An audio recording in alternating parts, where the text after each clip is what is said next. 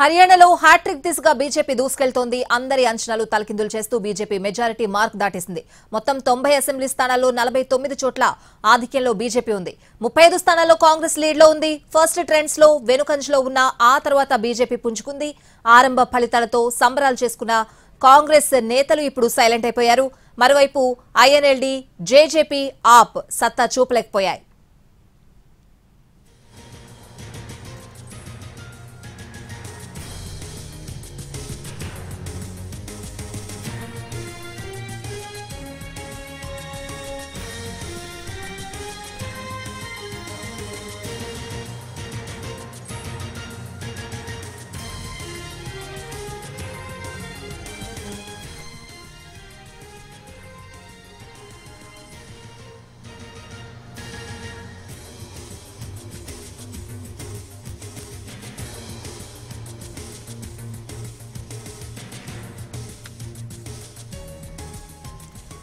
హర్యానాలో హ్యాట్రిక్ దిశగా బీజేపీ దూసుకువెళ్తోంది. అందరి అంచనాలు తలకిందులు చేస్తూ బీజేపీ మెజారిటీ మార్క్ దాటేసింది. మొత్తం 90 అసెంబ్లీ స్థానాల్లో 49 చోట్ల ఆధిక్యంలో బీజేపీ ఉంది.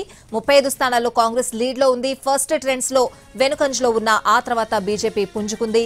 ఆరంభ ఫలితాలతో సంబరాలు చేసుకున్న కాంగ్రెస్ నేతలు ఇప్పుడు సైలెంట్ అయిపోయారు. మరోవైపు ఐఎన్ఎల్డీ, జేజేపీ, ఆప్ సత్తా చాటలేకపోయాయి అని చెప్పాలి. ఎవరి అంచనాలకి మించకుండా బీజేపీ ముందంజలో ఉంది అని చెప్పాలి. పూర్తి అప్డేట్స్ అడిగి తెలుసుకుందాం. మా ప్రతినిధి రాజు లైవ్ లో సిద్ధంగా ఉన్నారు. పూర్తి అప్డేట్స్ అడిగి తెలుసుకుందాం. రాజు, సో ఈ ఫలితాలు ఎలా చూడాలి, హర్యానా ఫలితాలు? ఎస్ శ్రావణి, నిజంగా చెప్పాలంటే హర్యానా గత చరిత్రను తిరగరాస్తుందని చెప్పుకోవచ్చు. సో హర్యానా ఓటర్లు ఇస్తున్నటువంటి ఫలితాలు చూస్తుంటే ఖచ్చితంగా అంటే హర్యానా చరిత్రలో ఇప్పటి వరకు ఏ పార్టీ కూడా మూడోసారి గెలిచినటువంటి పరిస్థితి కనిపించలేదు. కాంగ్రెస్ 2 సార్లు వరుసగా ఏదైతే 10 ఏళ్ల పాటు అధికారంలో ఉన్నటువంటి పరిస్థితి కనిపించింది. ఆ తర్వాత ప్రస్తుతం బీజేపీ 2 సార్లు అధికారంలో ఉంది. అంటే 2014, 19లో బీజేపీ వరుసగా గెలిచింది. సో ఇప్పుడు వచ్చేటటువంటి ఫలితాల్లో కూడా బీజేపీ అధికారంలోకి వచ్చే పరిస్థితి కనిపిస్తుంది.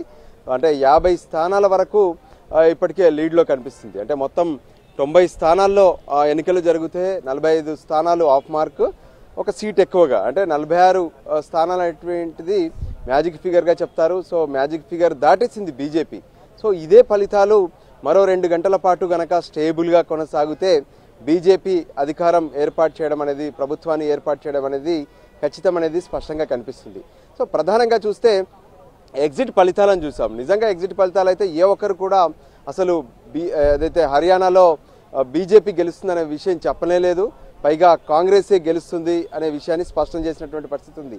సో హర్యానా విషయంలో ఎగ్జిట్ పోల్స్ ఇచ్చినటువంటి ఫలితాలన్నీ కూడా తలకిందులైపోయాయి. ఇక మరోపక్క ఏదైతే అక్కడ ఉన్నటువంటి కొన్ని రాజకీయ సమీకరణాలు కూడా బీజేపీకి కలిసి వచ్చినటువంటి అంశంగా కనిపిస్తుంది. అంటే 10 ఏళ్ల పాటు సుదీర్ఘంగా అధికారంలో ఉన్నప్పుడు ప్రభుత్వ వ్యతిరేకత అనేది ఖచ్చితంగా వస్తుంది. కానీ ప్రభుత్వ వ్యతిరేకంగా ఉన్నటువంటి ఓట్లన్నీ కూడా చీలిపోయాయి. అవన్నీ వన్ సైడెడ్గా ఉంటే ఫలితాలు మరోలా ఉంటాయి. కానీ ఏ విధంగానైతే పార్లమెంట్ ఎన్నికల్లో అంటే సార్వత్రిక ఎన్నికల్లో ప్రత్యేకంగా ఇండియా కూటమి పేరుతో అన్ని పార్టీలను కలుపుకుపోయినటువంటి కాంగ్రెస్ ప్రత్యేకంగా హర్యానా విషయానికి వచ్చేసరికి కనీసం తమతో కలిసి ఉన్నటువంటి ఆమ్ ఆద్మీ పార్టీని కూడా కలుపుకొని ముందుకు వెళ్ళలేనటువంటి పరిస్థితి కనిపించింది. అంటే ఆమ్ ఆద్మీ పార్టీ ఒంటరిగానే పోటీ చేసింది. సో కొన్ని ఓట్లను చీల్చగలిగింది. ఇక దాంతోపాటు హర్యానాలో కీలకంగా ఉండేటటువంటి రాష్ట్రంలో ఉన్నటువంటి ఒక కీలక పార్టీగా ఉన్నటువంటి జేజేపీ కూడా చాలా కీలక భూమిక పోషిందని చెప్పుకోవచ్చు. ఎందుకంటే వాళ్ళు గెలవకపోయినప్పటికీ కూడా ఏదైతే ప్రభుత్వ వ్యతిరేకత ఓట్లు ఉన్నాయో వాటిని చీల్చే విషయంలో మాత్రం జేజేపీ ముందుందని చెప్పుకోవచ్చు.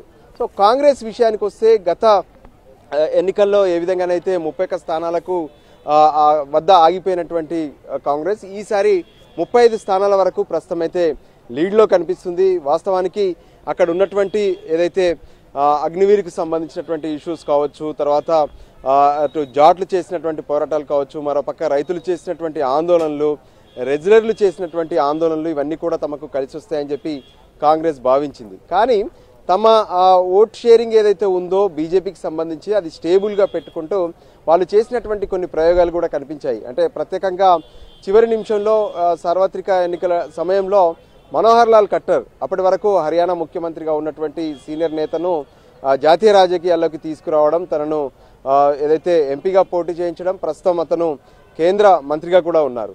సో అతన్ని మార్చి నయాబ్ సాయి సింగ్ను అక్కడ ముఖ్యమంత్రిని చేయడం, సో ఆ తర్వాత బీసీలను అట్రాక్ట్ చేయడం వంటి అంశాలు కావచ్చు. మరోపక్క ఏదైతే కాంగ్రెస్ ఇచ్చినటువంటి గ్యారంటీలకు సంబంధించినటువంటి అంశం కూడా ప్రజల్లోకి వెళ్ళకపోవడం కావచ్చు. ప్రతిపక్షాలు ఓట్లను మొత్తం ఏదైతే అంటే అధికార పార్టీకి ఉన్నటువంటి వ్యతిరేకతను అనుకూలంగా మార్చుకునే విషయంలో ప్రతిపక్షాలు విఫలమయ్యాయి అనేది ఇక్కడ స్పష్టంగా అర్థమవుతుంది.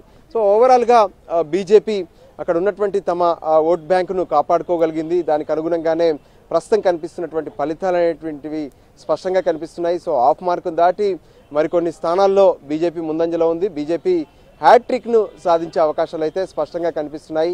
సో హర్యానా గత చరిత్రను తిరగరాస్తూ ఒకే పార్టీకి మూడోసారి అధికారంలోకి వచ్చే విధంగా ఓటర్లు తమ ఓటు హక్కును వినియోగించుకున్నటువంటి పరిస్థితి అయితే కనిపిస్తుంది. సో ఫలితాలు మరో గంటలో దీనికి సంబంధించినటువంటి స్పష్టత మరింత వచ్చే అవకాశం అయితే స్పష్టంగా కనిపిస్తుంది.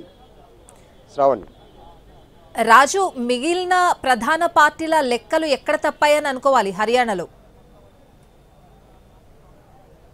ఎస్, వాస్తవానికి ఇక్కడ పోటీ మనకు బీజేపీ అటు కాంగ్రెస్ మధ్య కనిపిస్తున్నప్పటికీ కూడా ఏవైతే అక్కడ పోటీ చేసినటువంటి ఆమ్ ఆద్మీ పార్టీ కావచ్చు, జేజేపీ కావచ్చు, ఐఎంఎల్డి కావచ్చు, ఈ పార్టీలన్నీ అక్కడ ఉన్నటువంటి ప్రభుత్వ వ్యతిరేకతకు సంబంధించినటువంటి ఓట్లను చీల్చుకున్నారు. సో దాంతో వన్ సైడెడ్గా ఆ వ్యతిరేక ఓటు అనేది పడకపోవడం, కొంత ఇప్పుడు ఏదైతే కాంగ్రెస్ పార్టీకి నష్టం కలిగిందనేది కొంత లెక్కలైతే చెప్తున్నటువంటి పరిస్థితి కనిపించింది. అంతేకాదు ఏ విధంగానైతే అంటే పార్లమెంటుకు జరిగినటువంటి ఎన్నికల సమయంలో అందరం కలిసి ముందుకెళ్ళాలి, అన్ని పార్టీలు ఐక్యంగా ఉండాలి, బీజేపీకి వ్యతిరేకంగా పోరాడాలి అనే ఒక ఎజెండా ఏదైతే ఉందో అసెంబ్లీ ఎన్నికలకు వచ్చేసరికి అది కనిపించలేదు. అంటే ఏకంగా పక్కనే ఉన్నటువంటి ఆమ్ ఆద్మీ పార్టీ ఒంటరిగా పోటీ చేసినటువంటి పరిస్థితి కనిపించింది. సీట్లకు సంబంధించినటువంటి చర్చల్లో కొంత విఫలమైనటువంటి పరిస్థితి కనిపించింది. సో ఫైనల్గా కాంగ్రెస్ పార్టీ తను ఏ విధంగానైతే హర్యానాలో గెలుస్తుంది అనుకున్నారో సో అక్కడ ఆగిపోవాల్సినటువంటి పరిస్థితి కనిపిస్తుంది. ఫైనల్గా బీజేపీ హర్యానాలో మరోసారి అధికారాన్ని ఏర్పాటు చేసే దిశగానే ప్రస్తుత ఫలితాలు అయితే కనిపిస్తున్నాయి. Shravani. Right Raju, thanks for the